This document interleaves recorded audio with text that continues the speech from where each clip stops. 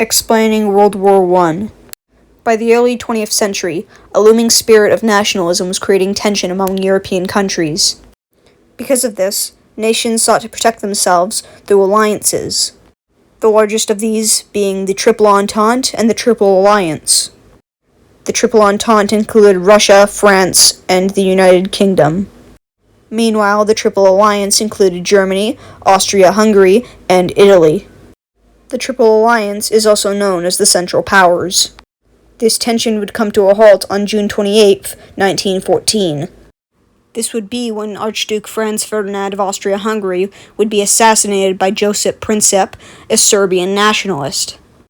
Immediately, these alliances would go to war with each other, as Austria-Hungary suspected that the Serbian government had something to do with the assassination.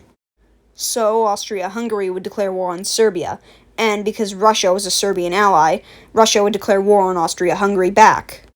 Germany would support Austria-Hungary as they are both part of the Central Powers, and so would declare war on Serbia as well, and so they would also have Russia declare war on them.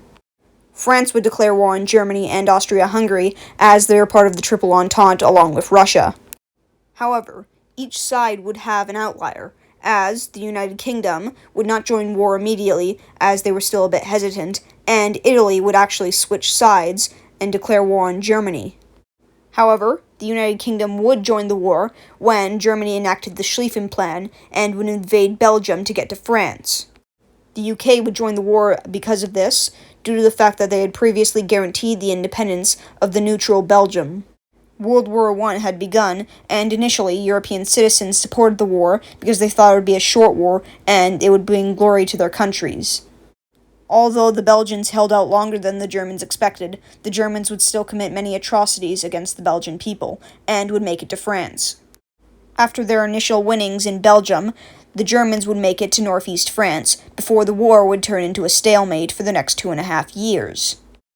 The Germans underestimated the Russians and believed that they would be too slow to mobilize. However, the Russians would mobilize quicker than the Germans expected, and so the Germans would move some troops from their western front to their eastern front.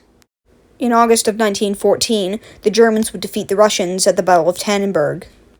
In 1916, the Germans would attempt to push through the British and French lines during the battles of Verdun and the Somme. However, this would fail, and would result in the bloodiest battle of the war being the Battle of the Somme. The Battle of the Somme would also see the first use of a now famous piece of technology known as the tank. Also in 1916, the German High Seas Fleet would attempt to break the naval blockade done to them by the British.